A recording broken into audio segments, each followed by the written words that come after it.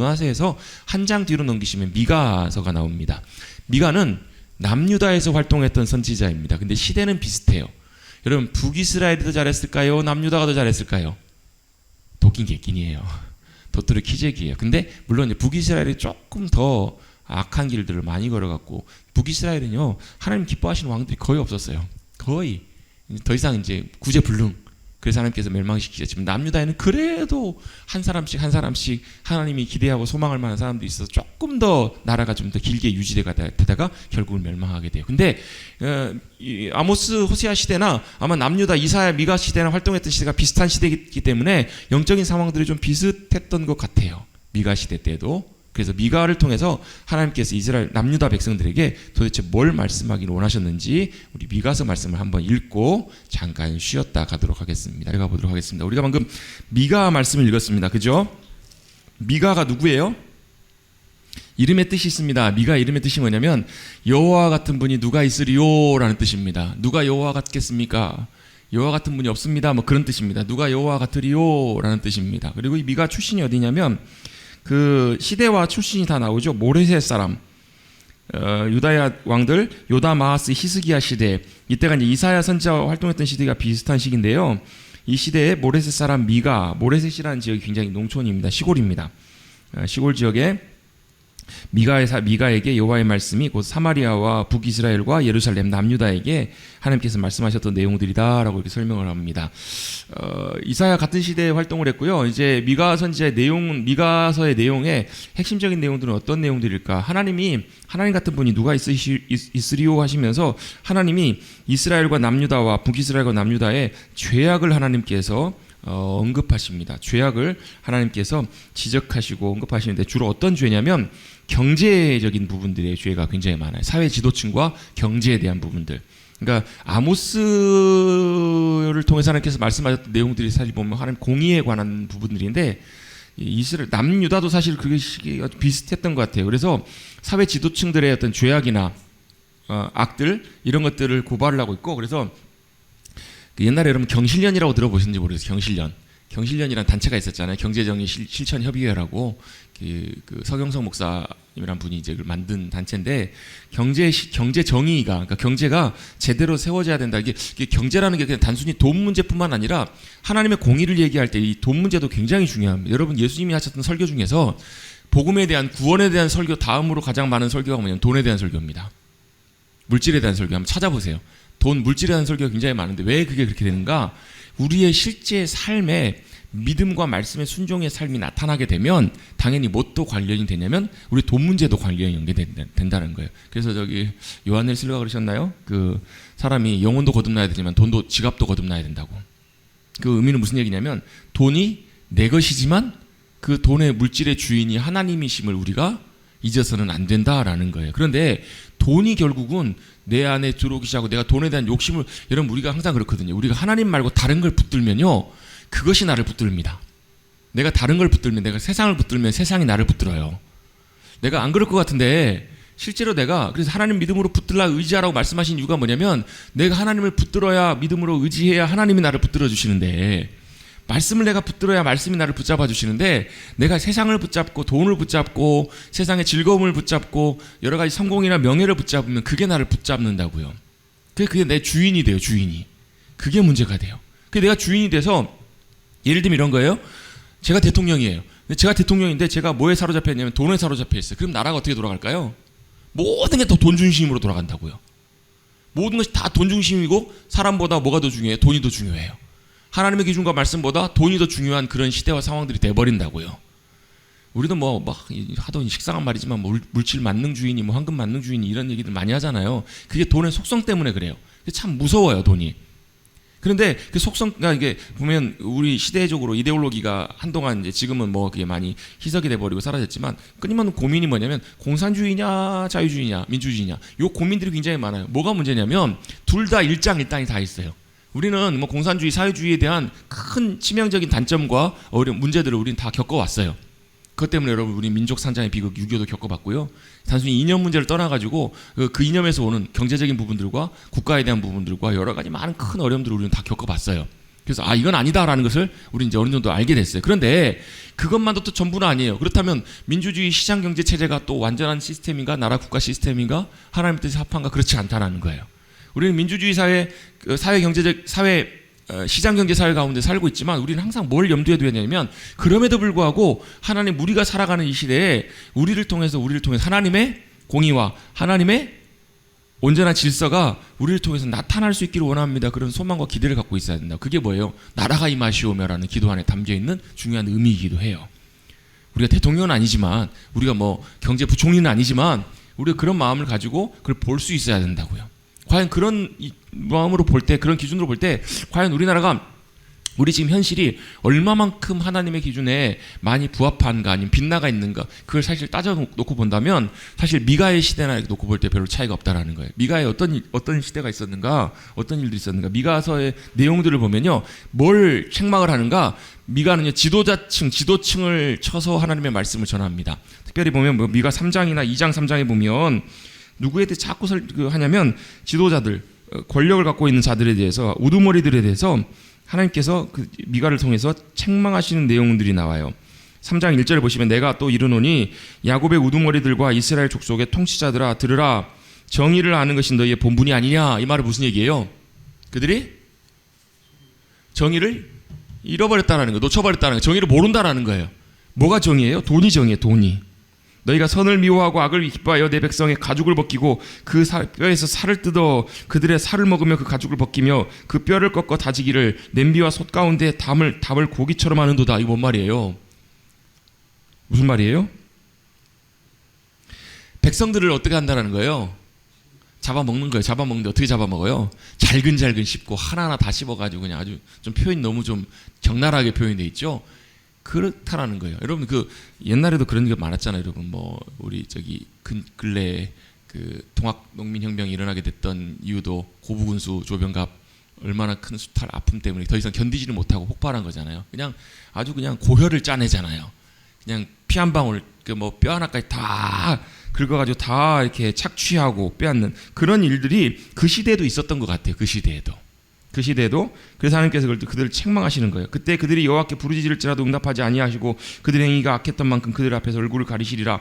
내 백성을 유혹하는 선지자들은 이에 물 것이 있음 평안이 있으니. 이게 무슨 말이냐면요, 5절 말씀에 보면 선지자들이 있는데 설교자들이 이렇게 설교하는 거예요. 예를 들면 입에다가 뭘 물려주면 너에게 평안이 있을지어다, 이렇게 설교한다는 거예요. 이 말이 무슨 말이에요? 돈을 주어주면, 뭔가 좋은 걸 주어주면, 야, 너에게 평강이 있을지어다. 근데 그걸 안 채워주면요, 전쟁이 올 것이다. 이렇게 얘기한다는 거예요. 그런 목사님들 계세요. 교회 옮기면 저주받는다. 어떤 분이 와가지고 저한테 그런 얘기를 하시길래 제가 참 한편으로 답답하고 마음 아프면서 제가 그런 말씀드렸어요. 그런 교회는 빨리 옮기세요. 그런 교회 빨리 옮기세요. 뭐는 거예요? 뭐온 거예요? 교회가 사역이 자기이게 된 거예요.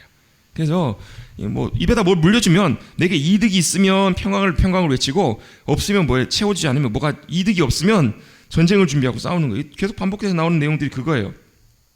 너희가 밤을 만나리니 이상을 보지 못할 것이 어둠을 만나리니 점치지 못하리라. 이게 무슨 말이에요? 더 이상 하나님의 비전이 보이지 않는 거예요. 하나님의 길이 보이지 않아요. 선지자 위에는 해가 져서 낮이 캄캄할 것이를 가려져요. 하나님의 계시와 뜻이 가려지고 하나님의 말씀이 가려지기 시작하고, 선견자가 부끄러워하면 수치를 당하여 다 입술을 가릴 것은 하나님이 응답하시지 아니하신다.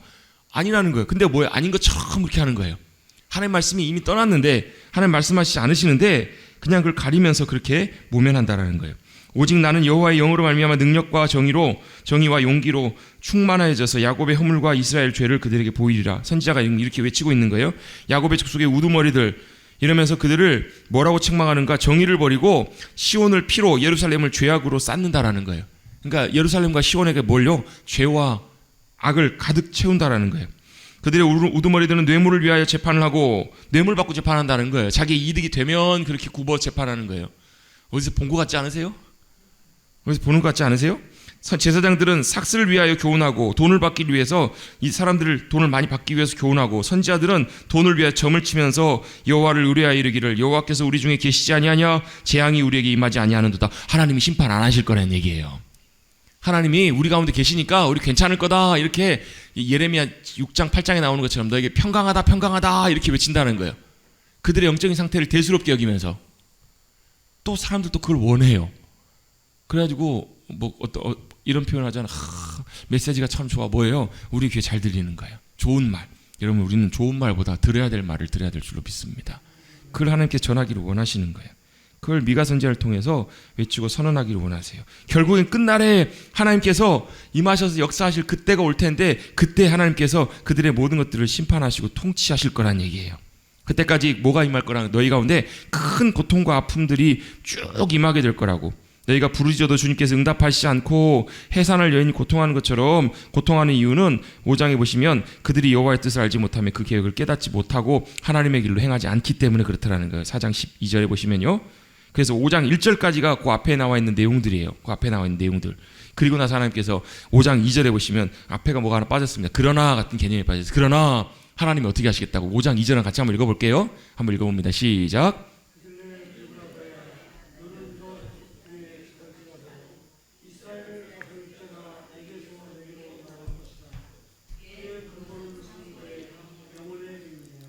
아멘. 뭐라고 말씀하시냐면 베들레헴을 향해서 유다 족속 중에서 네가 가장 작고 아무것도 아닌 작은 마을일지라도 이스라엘을 통치하실 자가 너에게서 나올 거라는 얘기예요. 누가 나오신다고요? 예수님이 태어나실 거라고. 예수님 베들레헴에서 태어나신 게 이유가 있어요. 이게 미가 선지자를 통해서 이미 약속이 돼 있는 거예요. 하나님 말씀하신 거예요. 베들레헴 에블라다 작은 성, 아무것도 아니지만 왜요? 다른 사람들의 관심과 마음은 다 어디에 있냐면 막 대도시 예루살렘, 또 큰일 거기에 가 있지만 하나님은 참 목자를 거기가 아니라 예루살렘이나 이런 데가 아니라 이 북이스라엘 수도 사마리아가 아니라 시골 마을 베들레헴에서 태어나게 하실 거라는 것을 말씀하고 계시는 거예요. 그들의 관심과 다른 쪽으로 하나님께서 말씀하십니다. 그러면서 하나님이 진짜 원하시는 것이 무엇인지를 쭉 말씀하십니다.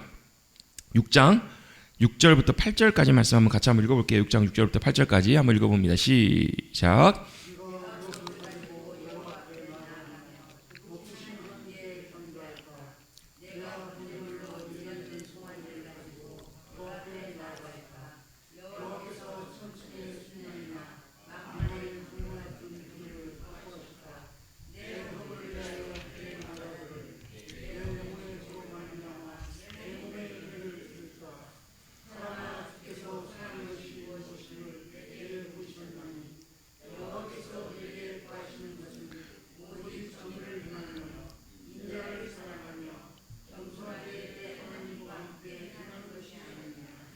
아멘. 미가 선지자를 통해서 하나님께서 진짜 하나님이 원하시는 것이 무엇인지를 다시 한번 강조를 해주고 계세요. 하나님이 뭘 원하시냐면 번제물로 송아지를 가지고 나갈까, 신천의 순양이나 만만의 강물 같은 기름을 기뻐하실까. 이게 뭐예요? 우리가 드리는 예배, 그 당시 드렸던 제사, 이 모든 것들, 또 내 잘못 때문에 내 마다들을, 내 영혼의 죄를 위해서 내 몸의 열매를 드릴까. 그 당시에도 인신공양 제사가 좀 있었거든요. 특히 암몬, 밀곰 이런 신들에게는 인신 제사, 자식을 드렸어요. 자기의 죄를 위해서, 또 자기의 그 복을 위해서 자식을, 왜 그만큼 정성을 다하는 거예요. 자기 자신을 드릴 수는 없으니까 자기의 자식, 가장 소중한 자식을 신에게 바치는 그런 것들이 있었다고요. 그거 원하시는 것이 아니라고. 그런 정성, 그런 헌신, 희생보다 주님이 더 기뻐하시는 것이 있대요. 그게 뭐냐면 하나님께서 선한 것을 보이셨다라는 거예요. 뭘 보이셨는가?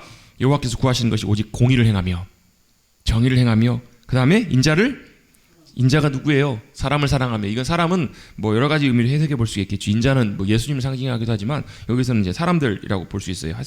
하나님을 사랑하고, 사람을 사랑하고 겸손히 하나님과 함께 행하는 것, 하나님과 동행하는 것이 아니겠느냐. 그래서 제가 아는 한 가정에 아이가 태어났는데 이름을 뭐라고 지었냐면 보겸이라고 지었어요. 보겸. 박보검이 아니라 보겸. 보겸이 뭐냐면 걸을 보, 겸손할 겸. 겸손히 하나님과 함께 걸어가는, 함께 동행하는 그런 인생이 되라 해가지고 보겸이라고 이름을 지었어요. 아, 참 그 중요한 좋은 이름인 것 같아요. 하나님께서 정말 원하시는 게 뭐냐? 우리의 삶에 하나님의 의가 나타나고 하나님을 사랑해서 우리를 통해서 하나님의 사랑이 흘러가고 겸손하게 하나님과 함께 걸어가는, 동행하는 삶, 그 삶이 바로 정말 주님이 원하시는 삶이다라는 것을 다시 한번 강조해주고 있는 거예요. 여러분, 우리의 헌신보다, 우리의 많은 정성보다 여러분 우리의 삶에 이런 귀한 열매가 맺기를 주님은 기대하고 계신 줄로 믿습니다. 그런데 하나님께서 그게 안 되기 때문에 하나님께서 하나님의 나라에 심판하실 것을 미가 선지자를 통해서 다시 한번 말씀하세요. 7장에 보시면 재앙이로다. 자, 여름과 실, 제가 아모스에 나오나요? 아모스에 나오죠. 여름과 실을 제가 설명을 드렸습니다. 여름과 실이 카이츠라는 단어인데, 이 캐츠라는 끝, 종말이라는 뜻과 같은 발음이 비슷하다고요. 여름 과시를 보면 이제 마지막 때라는 것을 볼 수 있는데요. 경건한 자가 세상에 끊어졌고 정직한 자가 세상 가운데 없어졌기 때문에 뭐예요? 악한 자들 피를 흘리고 악을 행하는 그들 가운데 하나님께서 하나님의 날에 하나님께서 그를 심판하실 것이다라고 재앙을 내리실 것이다라고 주님이 말씀하신 내용을 전하고 계세요. 그런데 그럼에도 불구하고 뭐예요? 하나님 앞에 돌이키고 하나님 앞에 나오는 이들에게는 주님께서 은혜와 긍휼로 그들을 붙잡아 주실 거라는 얘기예요. 18절입니다. 7장 18절 한번 같이 한번 읽어봅니다. 우리 7절에도 그 비슷한 내용들이 나오는데요. 오직 나는 여호와를 우러러보며 나를 구원하신 하나님을 바라보나니 나의 하나님이 나에게 귀를 기울이시리로다. 그 상황 속에서도 하나님을 찾고 구하는 이들에게 귀를 기울이신다고요. 나의 대적이여 나로 말미암아 기뻐하지 말지어다. 나는 엎드러질지라도 일어날 것이요 어두운 데에 앉았을지라도 여호와께서 나의 빛이 되실 것임이니라.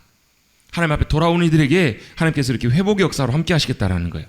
그러면 18절입니다. 18절부터 20절까지 한번 같이 한번 읽어볼게요. 시작. 주와 같은 신이 어디 있으리까? 주께서는 죄악과 그 기업에 남은 자의 허물을 품지 아니하시나이다. 아멘. 다시 우리를 불쌍히 여기셔서 우리의 죄악을 발로 밟으시고 우리의 모든 죄를 깊은 바다에 던지시리이다. 주께서 옛적에 우리 조상들에게 맹세하신 대로 야곱에게 성실을 베푸시며 아브라함에게 인애를 더하시리이다. 아멘. 미가의 이름이 뜻이 뭐라고요? 누가 여호와 같으리까? 누가 여호와와 같으리까? 이게 미가의 뜻이라고, 이름의 뜻이요. 여호와와 같은 분이 누가 있으리요? 이거예요. 주와 같은 신이 누가 있으리까? 이게 미가의 이름의 비슷한 의미 뜻이잖아요. 하나님이 왜요? 우리의 죄악과 우리의 모든 허물을 사유하시고 용서하시고 인애를 기뻐하심으로 진노를 오래 품지 않으시고, 진노하시지만 돌이키는 이들에게 주님께서 회복과 은혜로 함께 하시기를 원하신다라는 거예요. 그 하나님이 우리 하나님이시라는 것을 미가는 마지막으로 고백하고 있습니다. 그런데 이제 한 가지만 딱 살펴보고 넘어가려는데요. 6장 우리 16절 잠깐만 한번 볼게요. 그들이 행했던 악과 죄 가운데, 그 당시에 만연했던 죄 가운데 어떤 죄를 지적하고 있냐면 16절에 보시면 너희가 오므리의 율법과 아합의 집의 모든 예법을 지키고 그들의 전통을 따르니 내가 너희를 황폐하게 하며 그의 주민을 사람의 조속거리로 만들리라. 너희가 내 백성의 수욕을 담당하리라. 이렇게 말씀합니다. 자, 문제가 있어요. 잘못됐어요. 그럼 뭐 해야 돼? 뜯어 고쳐야 되잖아요. 뭐가 문제냐면 그 땅에 무슨 법이요? 오므리의 율법. 오므리가 누구예요? 아합의 아버지입니다. 아합의 아버지예요. 오므리의 며느리가 누구예요? 이세벨이 다른 나라 두로 쪽 지방 사람이거든요. 그가 와가지고 바알의 율법, 그러니까 오므리의 율법, 아합 집의 모든 예법이라는 말은 뭐냐면 바알의 따르는 바알 종교를 따르는 사람들의 그런 어떤 사고 방식을 갖고 그 당시에 통치를 하고 했다는 거예요. 경제 관념이 좀 달라요. 아까 제가 미가 선지자를 말씀하면서 특별히 그 어떤 사회 지도층을 죄악을 고발하면서 경제 정의에 대해서 이렇게 언급하고 있다라고 이렇게 설명을 하고 말씀드렸는데요. 이게 그림이 있어요. 이런 그림이. 이 그림이 어떤 그림인 것 같으세요? 이제 지도자들, 권력 갖고 있는 사람들, 부자들, 이런 사람들은 떵떵거리면서 누리면서 밑에서는 굉장히 이제 어려움을 겪고 있는 사람들 있죠. 그러면서 미가가 책망하는 것 중에 하나가 바로 뭐냐면 하나님의 경제 논리예요. 하나님의 경제 논리. 하나님의 경제 논리가 사라졌는데 그곳 가운데 하나님께서 이 땅 가운데 복과 풍성함을 주시겠냐는 거예요. 그러면서 이제 언급하고 있는 것이 뭐냐면 안식년과 희년 제도에 관련된 내용인데, 어디에 나오냐면요. 2장 2절. 우리 미가서 2장 잠깐만 보실게요. 미가서 2장 1절 2절. 이제 악을 행하는 이들이 우두머리들과 악한 행동을 하는 부자들과 지도자들이 뭐라냐면 그들이 침상에서 죄를 꾀하며 악을 꾸미고 날이 밝으면 그 손에 힘이 있으므로 그것을 행하는 자에게 화 있을진저, 이렇게 잘못한다라는 거예요. 밭들을 탐하여 빼앗고 집들을 탐하여 차지하니 그들이 남자와 그의 집과 그 사람과 그의 산업을 강탈하도다. 나오죠. 이게 나오죠. 이게 뭐가 문제냐면 밭들은 누구의 것이에요? 하나님께서 그 지파에게 다 나눠주신 거예요. 밭은 그 레위기에 보면 안식일이라는 게 나오는데, 레위기 이제 25장에 보면 그 내용이 나오는데요. 그 땅을 12지파에 다 나눠주시잖아요, 하나님이. 그러면서 뭐라고 말씀하시냐면 땅은 내 것이다라고 말씀하세요. 그 땅은 누구 것이냐면 하나님의 것이고, 하나님께서 각 지파에 맞게끔 적절하게 다 나눠주신 거예요. 그럼 왜요? 적당하게, 균등하게, 적절하게 잘 살 수 있도록 하나님께서 정확하게 상황 때를 맞춰주신 거라고요. 근데 어때요? 이게 어떤 경우에 보면 갑작스럽게 아파가지고 돈이 필요해가지고 돈을 빌리고 이렇게 하다 보니까 뭐가 생겨요? 빚이 생기고 하다 보니까 어때요? 어쩔 수 없이 땅을 넘겨줘야 되고 팔아야 되고 막 이런 일들이 어쩔 수 없이 생긴 거예요. 그런데 그런 일들이 있을지라도 뭘 해야 되는가? 땅이 하나님의 것이기 때문에 하나님의 법칙을 꼭 기억하라는 거예요. 그게 바로 뭐냐면 땅의 안식년 제도와 희년 제도예요. 안식년 제도가 뭐고 희년 제도가 뭔가? 안식년 제도는요, 7년째 되는 해는 딱 밭을 쉬어야 돼요. 농사를 쉬어야 돼요. 왜? 농사 쉬면 뭐 먹고 살아요? 자, 6년째 거뒀어요. 6년째 거뒀으면 그 해 먹고 살아야 될 거 아니에요. 안식년을 쉬면 그 다음에 농사를 못 지니까 먹을 게 없잖아요. 그리고 그 다음에 농사를 지어도 언제 먹어요? 농사 다 지고 수확할 때까지 먹잖아요. 그럼 거의 한 3년 가까이가 공백이 생겨요. 그럼 그때는 뭐 먹고 살아요? 그때는 희한하게 하나님께서 6년째 농사를 그만큼을 다 채워주시는 거예요.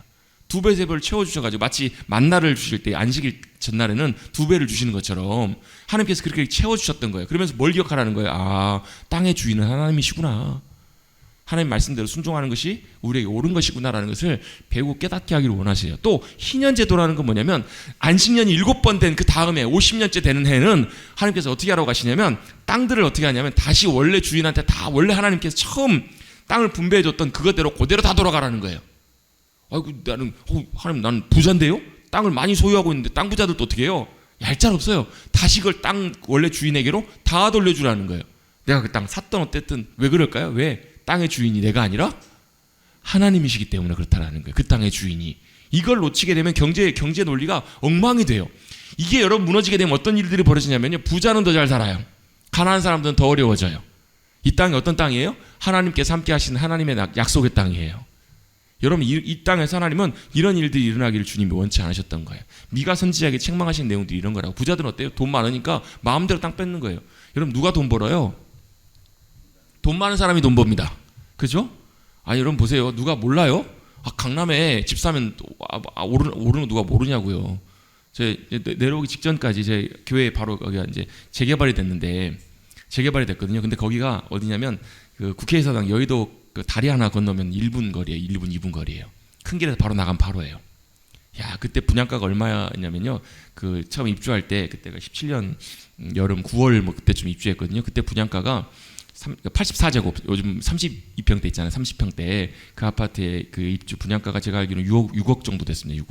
6억도 엄청 비싼 거긴 하죠. 그 당시에. 근데 그 옆에 좀 오래된 아파트 같은 경우에는 그 아파트 30 몇 평대 아파트가 매매가가 뭐 4억, 3억 얼마, 뭐 전세가가 2억 얼마 이렇게 됐었거든요. 아파트가요. 그게 지금 아마 제가 알기로는 거의 한 20억 아마 이렇게 될 겁니다. 저도 돈 있었으면 아파트 한 몇 채 좀 사놓을 걸 그랬어요. 그랬으면 좋았겠죠. 돈이 없으니까 뭐 엄두도 못 내죠. 저는 생각도 못 하고. 돈 있는 사람들이 돈을 더 벌어요. 그래서 어때요? 돈을 벌고요. 그래서 어때요? 더 빼앗고요. 땅도 빼앗고. 여러분 그 대표적인 그 아까 말씀드렸던 그 오므리의 법 있잖아요. 오므리의 법 아까 우리 그 6장에 그 다 잊어버리셨어요?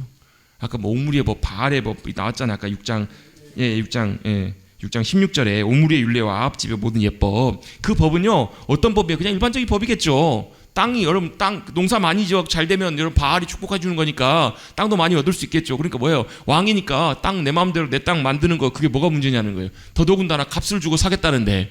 근데 뭐예요? 나봇은 뭐예요? 나봇은 이 땅은 팔 수가 없는 땅이라는 거. 왜요? 하나님이 조상 때부터 계속 지키도록 주신 땅이기 때문에 이 땅은 팔 수 없습니다. 그랬더니 아합도 이걸 알았던 거예요. 아합도 이걸 함부로 살 수 없다는 걸 알았으니까 알아두었지. 안 그랬었으면 어떻게 했겠어요? 무조건 팔아. 왜 못 팔아? 이러면서 자기도 그렇게 했겠죠. 근데 누구는 이세벨은 달라요.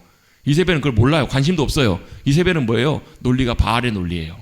그래서 어떻게 하는 거예요? 아니 왕이시여 그것도 못해요? 당신 왕 맞아요? 이렇게 얘기하잖아요. 그러면서 어떻게 해요? 술수를 만들어가지고 거짓 증인 세워가지고 나봇 그냥 하나님 모욕했다 이거 죽여버리고 그 땅 가지고 왕이시여 받아가지고 또 아합은 그거 보면 좋다고 또 웃어요. 우리 마누라 역시 최고. 이러면서 막 좋아해요. 근데 하나님께서 선지자를 보내셔가지고 어때요? 엘리야를 보내셔가지고 그 땅 때문에 너 죽을 거라고. 그 땅에 죽을 거라고. 실제 아합이 전쟁에 나가서 죽고 그곳에서 병거를 싣잖아요. 하나님 말씀하신 대로 그대로 되잖아요. 왜요? 그게 하나님의 명령이고 질서이기 때문에 그래요. 하나님 나라에는요, 하나님 나라의 질서, 하나님의 나라의 법의 질서가 임해야 돼. 그래야 뭐가요? 그래야 그 땅 가운데 평안이 임하고 그 땅 가운데 뭐가 임해요? 하나님의 돌보심과 역사하심이 임한다고. 여러분, 하나님의 나라는 부자도 있고 가난한 사람도 있어요. 근데 뭐는 없어요? 어려움 가운데 핍절당하고 고통당하는 사람이 없다고. 왜요? 부자가 자기 돈이 아닌 걸 알아요. 그래서 어떻게 어려운 사람들을 섬겨요. 나눠요. 그게 하나님이 주신 하나님의 경제 논리이고 하나님 나라의 법칙이라는 거예요. 그걸 따라가면 하나님께서 결국은 그대로 채우세요. 하나님께서 그대로 맞추신다라는 거예요. 그걸 미가에게 그대로 보여주시는 거예요.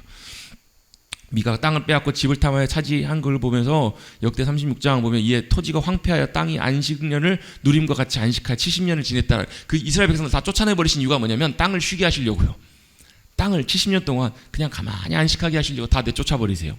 이는 여호와께서 예레미야에 입으로 하신 말씀이 이루어졌더라. 안식년이라는 게 1년 쉬는 제도예요. 세배를 주시는 거예요. 그렇게 해서 원래 땅을 이렇게 처음에 주셨잖아요. 이렇게 12지파에게 나눠서. 그럼 이걸 그대로 지키되 매매금지, 양도금지, 부득이하게 넘기면 친족에게 넘기고 친족이 책임져 줘야 돼요. 근데 50년 때 되면 다 돌아가야 돼요. 노예도 돌아가고요. 노예 어쩔 수 없이 뭐 돈 없어가지고 노예로 팔려가는 그런 경우 있잖아요. 다 돌아가고 다 회복하는 거예요.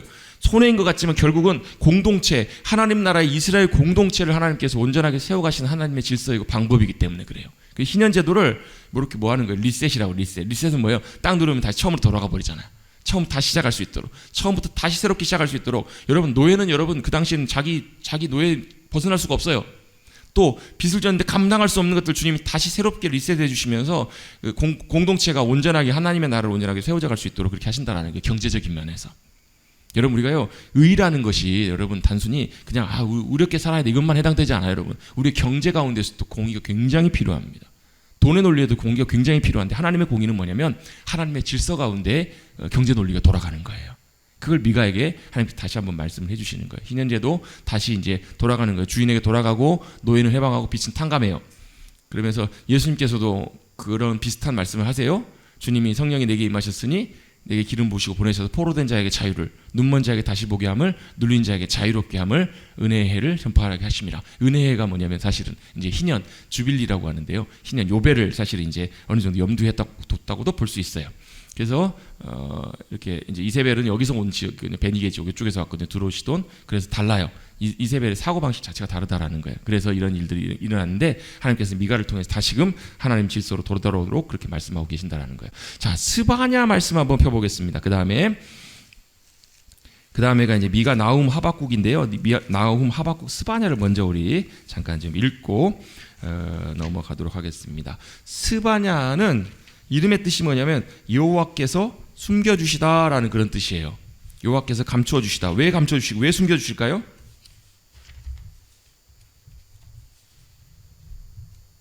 숨겨야 돼야 되는 상황이 됐으니까, 숨어야 되니까, 가려져야 되니까. 왜냐하면 이 스바냐서에서는 하나님의 날, 여호와의 날이 임할 것이라는 것을 스바냐 선지자를 통해서 증거해주고요. 자, 여기서 이제 잠깐 여기 아까 미가 마치고요. 스가냐로 넘어갈 때 우리가 이제 한 가지 좀 이제 보고해야 될 게 있는데요. 자, 한번 이 연대표를 보시면 왕들과 선지자들 보시면요. 자, 미가는 어느 시대 사람이라고요? 우시야, 요담, 아하스, 히스기야 시대 사람이라고요. 이때는 이제 북이스라엘이 멸망하기 전이에요. 그러니까 한참 좀 이전의 시대라고요. 북이스라엘이 BC 722년에 멸망하거든요. BC 722년에 멸망하는데 요 이전에 활동했던 선지자들이 누구냐면 북이스라엘은 아모스, 자 졸리셔가지고 지금 아모스와 호세야 북이스라엘은, 그리고 니느웨로 갔던 선지자가 누구냐면 요나, 그죠? 아수르로 갔던 선지자가 결국 이 아수르가 이 북이스라엘을 멸망시켜요. 북이스라엘 멸망시킨 나라가 아수르거든요. 근데 이 요나가 북이스라엘 자기 나라 자기 민족을 멸망시킨 이 나라가 사실은 이제 가서 그 하나님의 말씀을 전한 거예요. 요나가. 아모스와 호세아는 이제 북이스라엘에게 이제 말씀을 전했고요. 이때 남유다 남쪽에서 하나님 말씀을 전했던 사람이 누구냐면 이사야, 그 다음에 미가 선지자입니다. 시대적으로 보면 이때는 북이스라엘은 거의 사실은 이제 멸망에 가까워 온 그 시대예요. 북이스라엘은 거의 이제 멸망할 때. 그래서 아모스, 호세아 이후에는 북이스라엘 가서 하나님 말씀을 전한 사람이 없어요. 여러분 제일 무서운 심판이 뭐라고요? 아모스 8장에 나오잖아요. 아모스가 남쪽 선지자인데 자꾸 와가지고 북쪽에 와가지고 너희 나라 멸망을 시키실, 하나님께서 멸망시키실 거라고 자꾸 이런 소리 하니까 누가요? 아마샤죠. 그 종교주의였던 아마샤가 조용해, 입 닥쳐. 너 가서 니네 고향에 가서 말씀 전하고 거기서나 녹이나 받아 먹어. 거기서나 돈 먹고 살아. 이렇게 외치니까 나는 니네가 생각하는 것처럼 그렇게 돈 받고 하는 선지자도 아니고 나는 뽕나무 배양하고 목자로 그렇게 그냥 평범하게 시골에 사는 사람이다. 드구와 목자다. 근데 하나님이 보내셔서 너에게 말씀하신 거기 때문에 이 말은 너희가 꼭 들어야 돼. 그대로 될 거야. 이렇게 얘기하면서 그 다음에 이제 좀만 기다려봐. 너 이제 듣고 싶어도 못 들을 때가 금방 온다. 그러면서 뭐예요? 말씀의 기가를 얘기하잖아요. 여기저기 찾아다니지만 말씀의 기갈, 물이 없어서 가람이 아니고 말씀이 없어서 듣지 못한 기갈이다. 여러분, 하나님께서 말씀 안 하시고 못 깨닫게 하시면 안 들려요. 못 들어요, 여러분. 예수님도 그런 말씀 하시잖아요. 들어도 보아도 보지 못하고 들어도 듣지 못하게 하신다고. 왜요? 교만하면 그래요. 하나님 은혜를 베푸시지 않으시면 보고 있는데도 안 보인다니까요. 듣고 싶은데 귀를 기울이는데 안 들린다고요. 그 시대가 올 거라고 주님께 경고하시고, 실제로 아모스 호세아 이후에는 하나님께 사람을 보내지 않으세요. 북이스라엘에. 뭐 하시는 거예요? 이제는 제일 무서운 하나님의 심판이 뭐라고요? 내버려 두시는 거예요. 아무 말씀 안 하시는 거예요. 여러분, 꾸짖으시더라도, 소리 지르시더라도, 화내시고 혼내시더라도 말씀하실 때가 여러분 은혜예요. 그게 여러분, 그것조차도 안 들리면 여러분 이제 하나님 이제 더 이상 이제 포기하신 거라 보거든요. 북이스라엘은 결국 이렇게 멸망당합니다. 근데 이사야와 미가가 하나님 말씀을 전해. 이사야는 뭐예요? 하나님의 심판과 회복의 메시지를 전해요. 이사야는 우리 저번에 한번 나눴죠. 하나님이 뭐 하실 거란 얘기예요? 하나님이 좋은 포도나무를 심었는데 완전히 엉망인 열매들이 맺히는 거예요. 예. 엉망인 열매, 제사는 얼마나 성대하게 드리는지 몰라요. 막 어마어마하게, 아까 미가서에 나오잖아요. 천천의 수양과 만만의 강물 같은 기름을 드린 게 그만큼 번제를 많이 드린다고. 지금으로 말하면 엄청난 규모로 예배를 드리는 거예요. 정성을 다해서 드리는데 하나님 그거 뭐 누가 좀 성전 문을 좀 문 닫아버렸으면 좋겠다. 못 좀 박았으면 좋겠다. 왜요? 중심이 없는 예배, 마음이 없는 예배, 형식적인 예배, 그거 하나님께서 절대 원치 않으신다는 거예요. 차라리 그거 할 거면 뭐 하라고요? 공의를 행하고, 뭔가요? 인자를 사랑하고, 차라리 영혼 사랑하고, 하나님 사랑하고, 하나님과 함께 겸손하게 같이 걸어가는 거, 그거 하나님 더 기뻐하신다고 말씀하시잖아요. 그게 왜요? 그걸 못하고 있으니까, 안 되고 있으니까 그렇게 해요. 영적으로는 사실 그렇게 썩 좋지 않아요. 남유다도 마찬가지로 위태위태해요. 이렇게 쭉 지나오다가 어디까지 내려오는가? 히스기야를 지나서 이제 히스기야 아들이 누구냐? 므낫세예요. 므낫세. 여러분 그 누구죠? 그 므낫세, 다른 므낫세 있잖아요. 요셉의 큰 아들 므낫세. 이 므낫세가 아니라 히스기야 왕의 아들 므낫세예요. 올해도 통치해요. 50년인가 통치를 해요. 52년을 통치를 해요. 근데 히스기야 어떻게 보면 참 그 훌륭한 왕이잖아요. 어떻게 보면 참 귀한 믿음의 왕이잖아요. 이 왕도 보면. 근데 아들은 완전히 개차반이에요. 남유다가 멸망당하게 됐던 결정적인 이유가 므낫세 때문이에요. 하나님이 이 므낫세의 죄악 때문에 남유다를 멸망시키시겠다고 여러 번 말씀을 하세요. 엉망인 거예요. 완전히 엉망. 이 시대부터 완전히 이제 남유다가 심각한 하나님의 심판의 위협으로부터 이제 매이게 돼. 그때 하나님께서 선지자들을 보내십니다. 누구를 보내시는가? 스바냐, 또 예레미야. 가장 대표적인 이제 선지자 예레미야는 히스기야 때부터 활동을 해요. 히스기야, 므낫세, 아몬 요 다 봐요. 예레미야가 그 이스라엘이 멸망당할 때까지 다 이렇게 쭉 그 시대를 지나게 되는데요. 히스기야 때는 아니고요. 그때부터 요시야 때부터 아마 예레미야가 활동을 할 거예요. 그 뒤에 예레미야 여러분 예레미야도 참 위대한 선지자인데요. 여러분 위대한 선지자가 하나님께 보내셨다는 말은 무슨 말이에요? 엘리야를 하나님께서 보내셨습니다.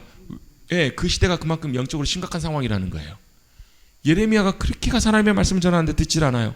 그래서 하나님께서 누구도 보내셨어요. 스바냐도 보내시고 하박국은 이제 하나님 앞에 묻는 그런 내용들인데요. 그런 선지자들이 그때 활동을 하는 거예요. 그러니까 시대적으로 여러분 상황이 좀 많이 달라진 상황입니다. 이제 북이스라엘은 어때? 멸망한 거예요. 북이스라엘은 이제 이미 무너져 버렸고 심판을 당했고 이제 하나님께서 남유다를 이제 주시해서 보고 계시는 거예요. 너네 좀 보자 이렇게 보고 계실 때 하나님께서 누구를 보내시는가? 스바냐, 또 하박국, 그 다음에 요엘은 사실 이제 그 앞세대로 보기도 하는데 요엘도 그냥 이 시대 같이 묶어서 볼게요. 요엘, 그 다음에 나훔, 그 다음에 오바댜 이런 선지자들을 하나님께서 보내시게 됩니다. 한번 우리 같이 말씀을 한번 보도록 하겠습니다. 우리 스바냐가 이름의 뜻이 뭐라고요? 여호와께서 숨기신다, 하나님이 숨겨주신다라는 말입니다. 도대체 왜 그렇게 말씀하시는지 우리 스바냐 말씀을 먼저 한번 읽어보도록 하겠습니다. 스바냐 있습니다. 자, 1장 읽어보시니까 느낌이 어떠세요? 어떤 단어가 제일 많이 나오는 것 같으세요? 진멸하리라, 멸절하리라. 하나님이 다 진멸해버리시고 멸절해버리신대요. 왜요? 그만큼 지금 영적으로 상황이 심각한 거예요. 사실 스바냐는 그 왕족입니다. 왕족. 그런데 뭘 선언하고 뭘 선포하는가? 하나님이 심판하실 거라는 것을 전하고 있어요. 모든 것이 다 진멸될 그 날이 올 것이라고요. 지면의 모든 것을 다 진멸해 버리실 거고, 심지어는 사람과 짐승도 진멸해 버리실 거고, 공중의 새와 바다의 고기를 또 거치게 하는 것과 악인들을 주님께서 또 바알에 섬기는 자들을, 그마림에 섬기는 자들을 또 하늘 이거 1월 성신 섬기는 자들을, 또 말감을 또 섬기는 자들을, 여호와를 배반하고 찾지도 않은 자들을, 여호와를 찾지도 아니하고 구하지도 않은 자들을, 또 여호와가 복도 화도 내리시지 않는다고 하는 자들을 진멸해 버리신다라는 거예요. 그날이 어떻다는 거예요? 가깝도다. 14절입니다. 여호와의 큰 날이 가깝도다 빠르도다. 여호와의 날의 소리로다. 용사가 거기서 슬피 우는도다. 그날은 분노의 날이요 환난과 고통의 날이요 황폐와 패망의 날이요 캄캄하고 어두운 날이요 구름과 흑암의 날이요 나팔을 불어 경고하고 견고함 성읍들을 치며 높은 망대를 치는 날이다. 그날이 바로 여호와의 날이 곧 온다라는 거예요. 실제로 이 남유다에게는 그게 바벨론의 침공으로 해서 예루살렘이 무너질 때 이것들이 실제로 일어납니다. 그런데 이건 또 마지막 때에 일어날 일들도 우리 상징적으로 또 보여준다고도 볼 수 있어요. 하나님께서 반드시 심판주로 오셔서 모든 것들을 멸하시고 심판하실 그때가 온다라는 거예요. 그런데 하나님께서 또 2장부터 3장부터 또 무슨 말씀을 하시는지 우리 또 이어서 계속 한번 들어보도록 하겠습니다. 아멘. 여호와의 진노의 날에 대해서 하나님께서 말씀을 하고 계세요. 우주적인 심판, 모든 것들 다 주님께 진멸해버리시고 멸하시는 그날이 온대요. 그런데 그때 누구요? 겸손하게 하나님을 찾는 자, 간절히 주님을 찾고 공의와 겸손을 구하며 주님 앞에 믿음으로 나오는 자들은 우리 2장 3절 한번 보실까요? 2장 3절. 2장 1절에 보시면 수치를 모르는 백성들아 모일지어다 모이라고 말씀하시잖아요. 어디로요? 주님 앞으로 나오라는 거예요. 모이라는 거예요. 우리 미스바 기억나시죠? 미스바가 뭐예요? 에벤에셀. 블레셋이 쳐들어왔을 때 사무엘이 뭐라고 얘기해요? 미스바로 모이라 하는 거예요. 하나님 앞으로 나와서 모이라. 여러분 모이라고 하실 때는 모여야 되고 모여야 될 때는 모여야 되거든요. 나팔을 불고 모이라고 할 때 모이는데 자 모여서 뭐예요? 명령이 시행되기 전 날이 겨같이 지나가기 전에 하나님의 진노와 하나님의 여호와의 날. 자 스바냐서하고 요엘서의 굉장히 중요한 핵심적인 개념 단어가 뭐냐면 여호와의 날이라는 개념이에요. 일단 요엘을 읽을 때도 다시 한번 살펴보겠지만 여호와의 날이라는 게 굉장히 중요한데 여호와의 날이 이르기 전에 뭐 하라는 거예요? 3절 같이 한번 읽어보겠습니다. 3절 시작.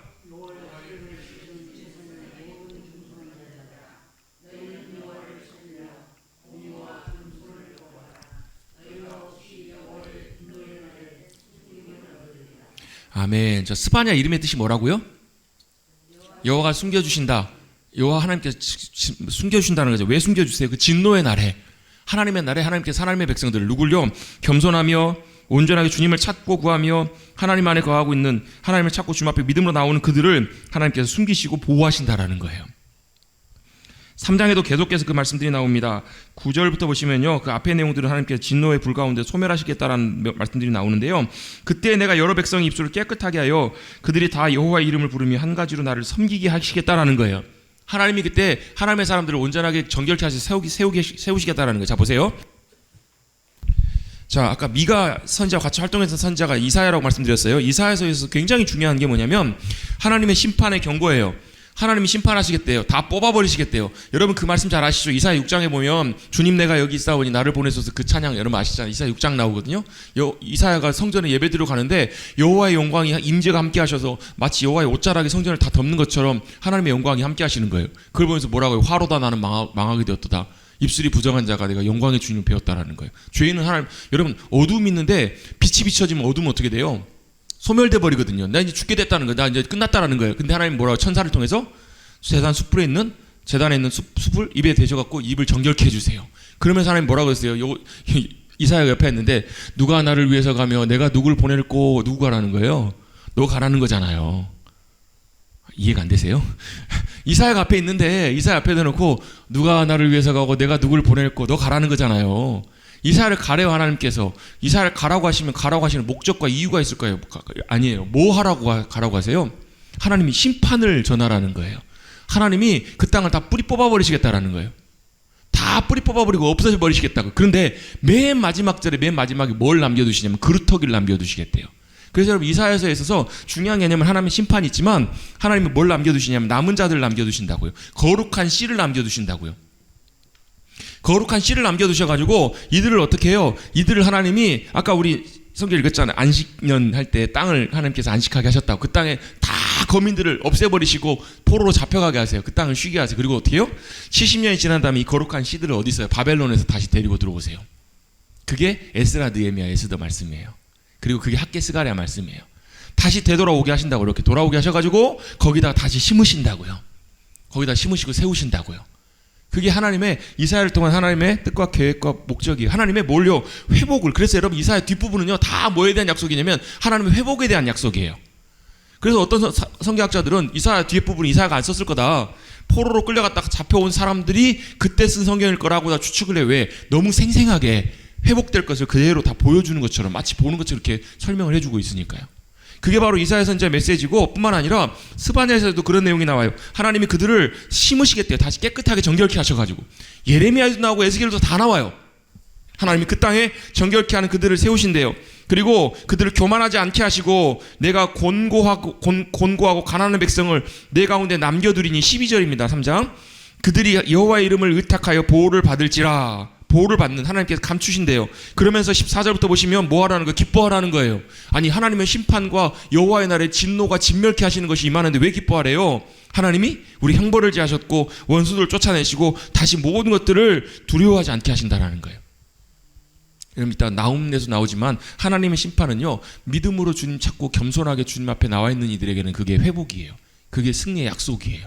주님이신 놀라운 기뻐할 날이 되는 거예요. 그날에 두려워하지 말라. 시온아 내 손을 늘어뜨리지 말라. 낙심하지 말라는 거예요. 두려워하지 말고 낙심하지 말라라고 말씀하세요. 왜요? 17절입니다. 17절 같이 한번 읽어볼게요. 시작.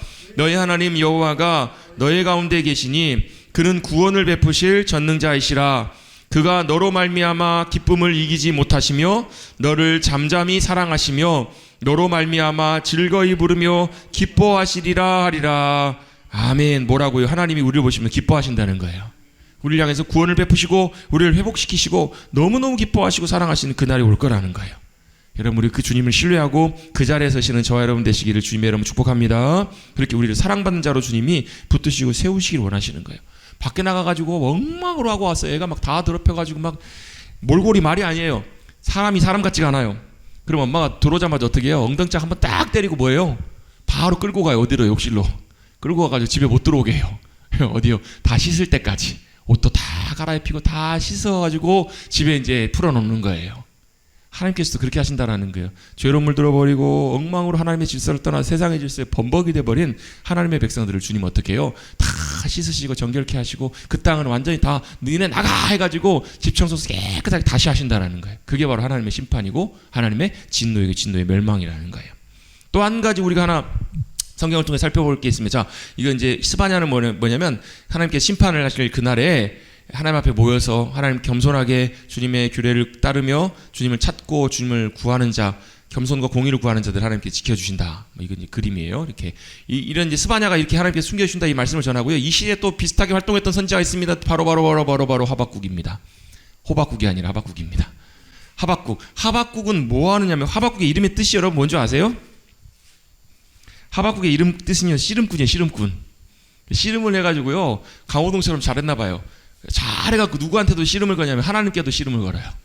하나님 앞에 묻고 따졌던 사람이 하박국입니다. 3번에 걸쳐서 하나님 앞에 따집니다. 하나님 앞에 뭐라고 따지는가? 하박국은 앞에 있습니다. 1302페이지 1페이지에 있습니다. 하나님 앞에요 따져요. 뭐라고 따지는가? 왜 악인은 가만두세요? 이렇게 따지는 거예요. 그 시대가 어떤 시대였는데 남유다도요 그 시대가 참 악한 시대였어요. 그래서 막 악으로 쉽게 말하면 손에 피가 손에 요즘도 보세요. 어제도 막 뉴스 보니까 막 피가 거꾸로 솟아요. 막 아내를 막 죽였는데 막 그분에 보니까 아버지가 유명한 국회의원이고 뭐 서울에서 굉장히 유명한 교회 장로님이고 근데 참 그만할게요. 시간도 없고 아무튼 그래요. 참 그런 아내를 죽이고 제일 먼저 아버지한테 119 전화하는 것도 아니고 아버지를 불러요. 그리고 그 다음에 어때요? 나갔다가 변호사를 대동해가고 경찰에 와요. 지금의 시대가 그렇습니다. 손에 피가 묻어있는 시대. 그걸 보면서 하박국이 너무 화가 나는 거예요. 그런 일뿐만 아니라 너무 악한 일들이 가득하니까 겁탈과 강포가 있고 변론과 분쟁이 가득한 세대를 보면서 하나님 앞에 따지는 거. 하나님 공의의 하나님 왜 악인들을 저렇게 가만두세요? 이렇다고요. 하박국이 이렇게 지금 하나님 앞에 따지고 있는 거예요. 왜 하나님 의인들은 이렇게 고통 가운데 두시고 악인들을 이렇게 벌하지 않으세요? 그랬더니 하나님께서 이렇게 대답해 주시는 거예요. 하나님 뭐라고 대답하셨을까요? 걱정하지 마. 내가 저들 심판할 거야. 걱정하지 마라. 그러니까 하박국이 어때요? 그렇군요. 역시 하나님. 근데 뭐 어떻게 심판하시겠다라는 거예요? 내가 저 바벨론이라는 몽둥이를 들어갖고 저들 때릴 거야. 저들 심판하실 거야. 이렇게 얘기하시는 거예요. 몇 년 후에 이제 바벨론에 의해서 이스라엘 남유다도 심판을 당하잖아요. 멸망을 당하잖아요. 이 직전이니까 하박국이 처음 듣고 아 맞아, 하나님 역시 공의 하나님이시죠. 하나님이 바벨론을 틀어서 그 악한 지금 남유다 그 악이 가득한 그것을 심판하신다고 하시니까 역시 하나님이시죠. 근데 듣고 생각해보니까 좀 이상한 거예요. 뭐가 이상해요? 아니 하나님, 근데 아무리 생각해봐도 이스라엘이 아무리 남유다가 잘못하고 악하지만 그래도 그거보다 더 악한 바벨론을 들어 사용하시는 게 아무리 생각해봐도 저 하나님이 공의 하나님이 저렇게 하시면 안 되는데, 그런 생각이 드는 거예요. 그렇죠? 그렇잖아요, 여러분. 그렇잖아요. 그래가지고 하나님 앞에 다시 한번 호소하면서, 하나님 아무리 그래도 그렇지 저 악한 이들 막 그물로 막 잡는, 바다에 막 고기같이 막 악하게 막 다 잡아 올리는 그런 바벨론을 통해서 이스라엘을 심판하신다라는 것이, 멸망시키시는 것이, 무자비하게 멸망시키시는 것이 옳습니까? 하고 1장이 딱 끝나요. 그리고 나서 뭐 하냐면 하박국도 성질이 보통이 아닌가 봐요. 요나처럼 성루에 딱 올라가가지고 하나님께 내가 뭐라고 말씀하시는지 한번 보자, 어떻게 대답하시는지 보자 하면 씩씩거리면서 지금 기다리고 있는 거예요. 그때 하나님께서 뭐라고 말씀하시는가? 하박국 2장에 말씀하세요. 그리고 마지막 그 말씀을 듣고 하박국이 반응하는, 그래서 3번 하나님과 이렇게 대화하는 장면이 하박국의 내용이에요. 자, 뭐라고 하나님 말씀하셨는지 우리 한번 하박국 말씀 한번 읽어보겠습니다. 아멘. 하박국이 처음에는 이해를 못했어요. 하나님 왜 그렇게 하시는지. 근데 하나님 어떻게 하시겠다라는 거예요? 그들의 악행과 그들의 죄와 그들의 포악을 주님께서 반드시 갚으시겠다라는 거예요.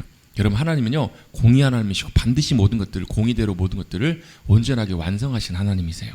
지금 우리 눈에 볼 때는 비록 지금은 아닌 것처럼 보이고, 지금은 막 어떨 때는 막 피가 거꾸로 솟고, 지금은 막 어떨 때 보면 막 불의 때문에 화가 막 하박국처럼 막 그럴 때 있거든요. 그런데 하나님께서는 가만두시지 않으시고 바벨론을 들어서 심판하시는데, 하박국이 아니 하나님 아무리 그렇지 바벨론이 얼마나 악한 이들인데요. 막 사람들을 막 그물로 잡듯이 잡아가지고 막 포악하게 행하고 그런 이들을 통해서 이스라엘을 심판하신다는 것이 말이 됩니까? 그 질문에 대해서 하나님께서 뭐라고 대답하시냐면, 하나님께서 다 안다. 그리고 뭐라고 말씀하시냐면 모든 일을 행할 때에도 오직 의인은 믿음으로 말미암아 살 것이다 라고 말씀하세요. 모든 것들을 불의 가운데 다 심판하실 때 하나님은 뭘 보고 계시냐면, 그럼에도 불구하고 그 가운데 의인들은 누가요? 하나님이 책임지신다라는 거예요. 의인은 믿음으로 말미암아 살게 될 것인가 걱정하지 말라는 거예요. 하나님 결국은 우리의 의인과 모든 것들을 하나님께서 보호하시고 지키시고 역사하신다는 것을 하박국에게 보여주시는 거예요. 하나님 반드시 그 일들을 공의대로 행하실 것이고 절대 네가 생각하는 것처럼 그럴 것이 아니기 때문에, 그러면서 하나님께서 행하실 일들을 하박국에게 다 하나씩 낱낱이 말씀해 주세요. 악은 심판하시고 하나님 모든 것을 통해서 하나님이 높임 받으시는 그 일들을 행하실 것을 하박국에게 다 말씀해 주시니까, 하박국이 그제서야 듣고 나서 뭐라고 그래요? 아, 하나님의 말씀이 맞습니다. 하나님 속히 그 일을 이루어 주옵소서. 주는 수년 내에 그 일을 이루시옵소서. 부흥이라는 말이 나오는데, 성경에 부흥이라는 말은 여기서 딱 한 번 나옵니다. 근데 부흥이란 말이 무슨 말이냐면, 우리 생각하는 그 부흥하고 좀 달라요.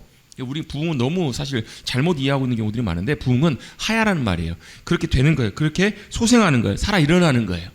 그래서 하나님께서 하나님의 그 일들을 일으키시고, 진노 중에라도 긍휼을 잊지 마시고 주님 의로운 자, 믿음 가운데 행하는 자들을 주님께서 건지시고 구하시고 그들 가운데 역사해달라고. 그러면서 쭉 하면서 하나님께서 그들을 심판하신다는 말씀을 들을 때 뼈가 흔들리고 막 그렇잖아요. 우리 무서우면 어때요? 옛날에 막 만화 영화 같은 데 보면 무서울 때 어떻게 묘사를 해요? 무서운 거를 이렇게 했잖아요. 너무 오랜만에 보셔서 잘 안 모르시나요? 막 무서우면 막 이를 막 달달달달달 떨잖아요. 이렇게 막 묘사를 했잖아요. 만화에서 보면. 그 하박국이 그런 거예요. 막 뼈가 막 틀리고 창자가 막 어때요? 창자가 흔들리고 막 입술이 떨려요. 막 다리가 막 와다라달 떨리는 것 같아요. 내 몸은 막 처소에서 나오는 것처럼 막 떨어요. 근데 어때요? 그럼에도 불구하고 비록 뭐가요?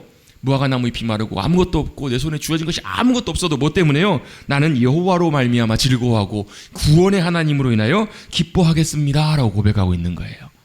그런 환난과 두려움, 그것들 다 하박국이 다 들었을 거 아니에요. 하나님의 계획을, 진노하시고 심판하신다는 계획을 다 듣고도 두렵지만 그럼에도 불구하고 나는 뭘요? 구원의 하나님으로 인하여 난 여전히 기뻐하고 찬송하겠다라는 거예요. 그래서 하나님께서 힘 주셔서 주님이 나의 힘이 되어주셔서 내가 사슴이 산 위를 뛰어다니는 것처럼 그렇게 높이 다니기를 원합니다라고, 그렇게 고백합니다라고 고백하고 있는 거예요. 여러분, 모든 상황 속에서도 주님이 우리의 구원이 되어주시기를 원합니다.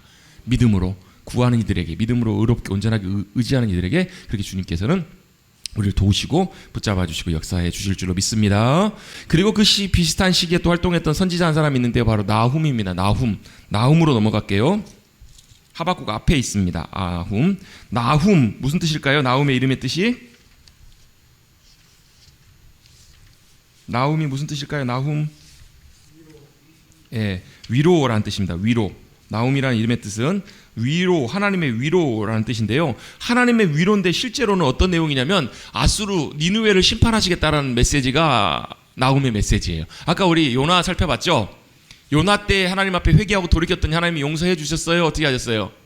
용서해 주셨어요. 그 성에 대한 진노와 심판을 멈추신 거예요. 근데 왜 나훔 선지자를 통해서 다시 한번 이렇게 하실까? 이때는 지금 한 150년 정도 시간이 지난 다음이거든요. 왜 그랬을까? 그 사이에 다시 악한 길로 돌아가 버린 거예요.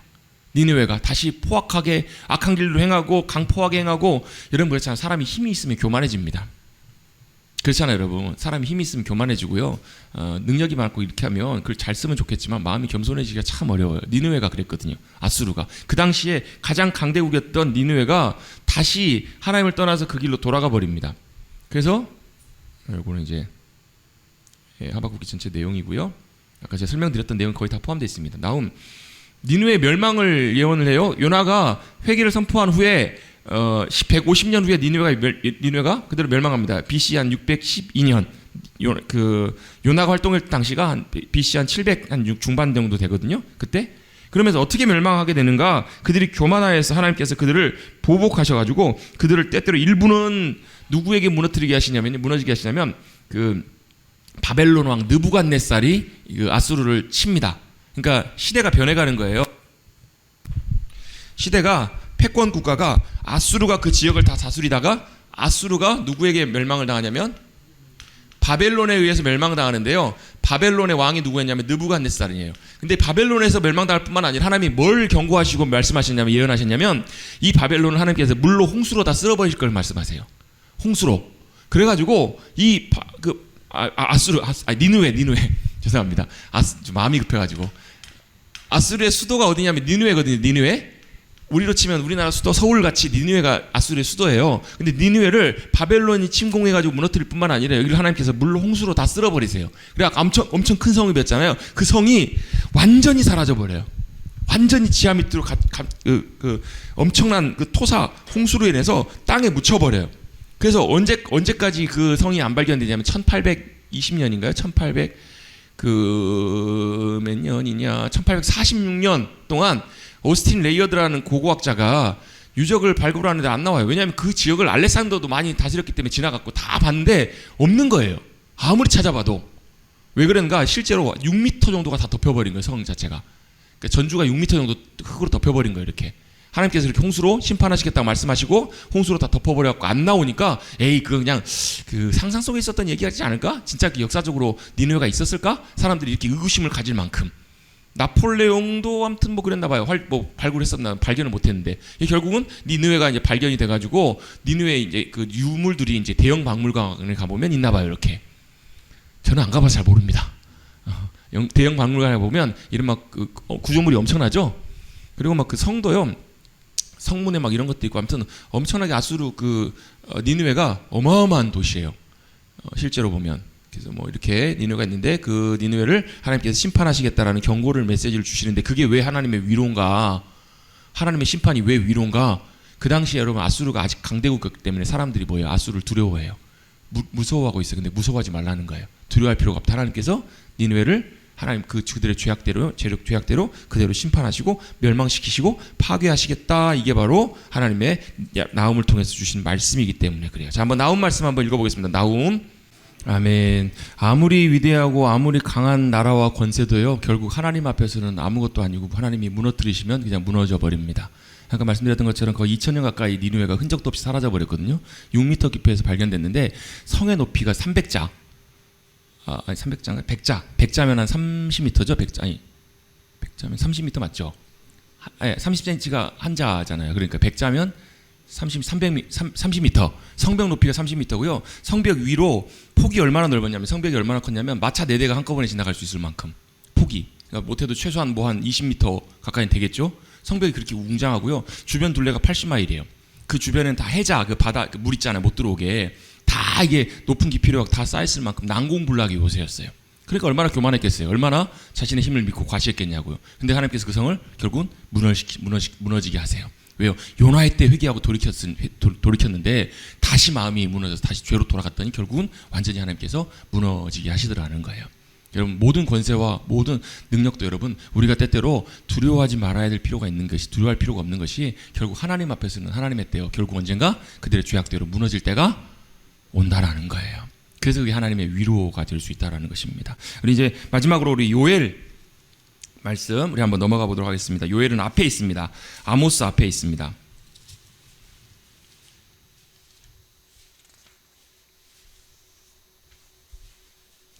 요엘 말씀을 마지막으로 좀 보고 우리 사실은 오바댜까지 읽으면 좋은데 오바댜는 한 장밖에 안 되거든요. 그러니까 이따가 봐서 한번 보도록 하겠습니다. 자, 요엘은 뭐냐면 하나님께서 무서운 재앙을 보내시는 거예요. 무슨 재앙이냐면 메뚜기 재앙을 보내시는 거예요. 메뚜기가 아유 귀엽고 맛있고 좋지 싶지만 여러분 중동 쪽에 아프리카 쪽에 메뚜기는 어마어마하게 무시무시합니다. 뭐 어떤 재앙보다 자연재해보다 더 무시무시해가지고 모든 걸 싹 갉아먹어버리는 그 재앙이 바로 메뚜기 재앙인데 그 메뚜기 재앙을 보내시면서 그 메뚜기 재앙을 통해서 뭘 경고하고 계시냐면 여호와의 날을 경고하고 계세요. 근데 보면 이 요엘서에는 특별하게 구체적으로 하나님께서 어떤 죄를 구체적으로 다 말씀하지 않으세요. 그 하나님께서 그 죄를 책망하긴 하시지만 그거보다 뭘 하시냐면 그 다음에 하나님께서 어떻게 회복하실지 여호와의 날이 어떤 날인지 그 성경에 보시면 여호와의 날에 대해서 이렇게 설명하고 있습니다. 2장 보시면요. 2장 11절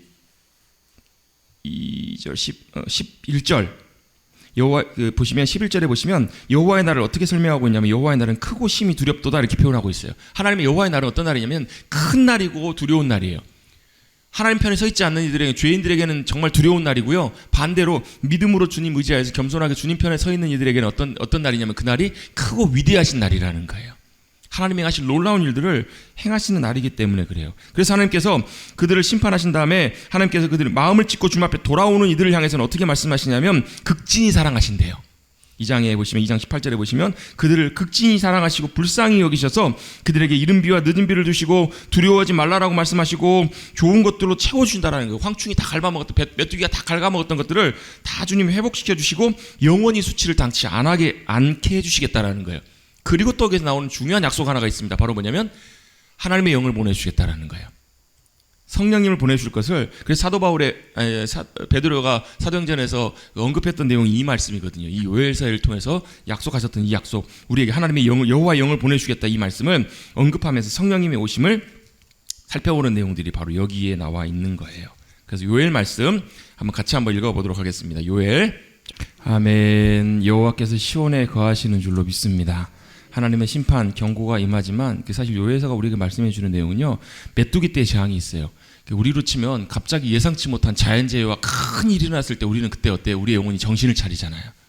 사람들은 큰 문제가 생기면 그때부터 누굴 찾아? 하나님 찾잖아요. 그죠?